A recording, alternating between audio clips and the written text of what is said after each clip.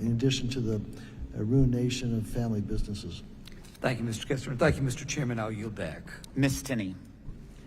Thank you, Mr. Chairman, and thank you so much to the witnesses. And I really just want to thank the Reagan Library as well for hosting us. Mr. Moore might be the Reagan generation child, but I was so excited to vote for my very first presidential election for Ronald Reagan in 1980. And he's always been a particular idol of mine and also of my family. And I really think it's important to highlight, and I know everybody's been quoting Reagan, but there's so many wonderful quotes. The one I really meant the most to me, especially being a child of the 70s and 80s, is freedom is never more than one generation from extinction. And that's a great Reagan quote about freedom. And I think that's the contrast that you're going to see here on the dais, is the vision that we have of Reagan and see of Reagan with the hope of the American people and, yes, of immigrants coming here. And I think of my dad, who was a poor guy from New Jersey whose parents came to the United States as immigrants, who found his way, paid his way through college and law school, and became a Supreme Court justice in the state of New York. And one of his most absolute favorite things to do as a Supreme Court justice in the state of New York was to attend and preside over naturalization ceremonies for new immigrants coming to this country legally, who revered freedom, who loved the mission of our founders, so beautifully reflected by Ronald Reagan and everything we read about in this room, standing up to the communism and the Marxism of the Soviet Union and tearing down the wall. So many important things that Ronald Reagan stood for. And yet I come from the state of New York with the highest Medicaid, the highest taxes. Now I think Hawaii might be a little higher. And yes, all you Californians, we actually pay more taxes in the state of New York than you do, and we have half your population.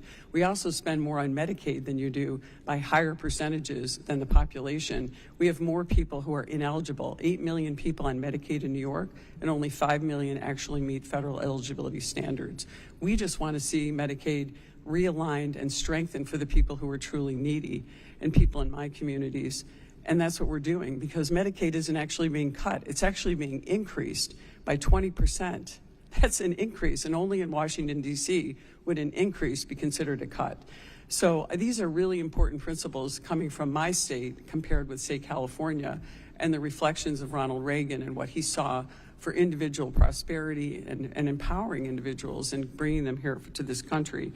And as a small business owner, this bill is really important to me. 95% of the people in my district in rural upstate New York, mostly farming communities, small manufacturing, go to work in a small business, not a big giant company. Most people are going to get a lot of the benefits from this. Probably 95% are going to get benefited from this bill. And it's just really important to note that we care about immigration and legal immigration, and making sure that we have people that want to come here and work and pay into our system. And I just wanted to actually point out a couple of things quickly, because a lot of people touched on things. But one thing I wanted, Mr. Timmons, maybe you could comment on this, and all of you have done a beautiful job today explaining your points. One of the most important things about this bill is if you've talked about the One Big Beautiful Bill, full expensing, child care, tax incentives, small businesses. Can you comment on those benefits particularly? I was a single parent who had to go to work and had to rely on child care, and many of these things. These are going to be great for my district in upstate New York, and the highest tax residents, by the way, in the nation. Well, look, we have 400,000 open jobs in our sector, and anything we can do to incentivize the ability of individuals to enter the workplace, we embrace that. So the child care deductions are very important to our workers as well. I do worry, quite frankly, Congresswoman, that we have a fairly large gap between the number of jobs that are available in all sectors of the economy, but especially manufacturing, since it's the most productive sector, and the number of workers that we're able to attract. Now, we're trying to do our job in the manufacturing sector by inspiring the next generation of manufacturing workers, but we appreciate the work that you're doing. And just as an aside, on the subject of legal immigration, the NAM has a proposal called A Way Forward that would help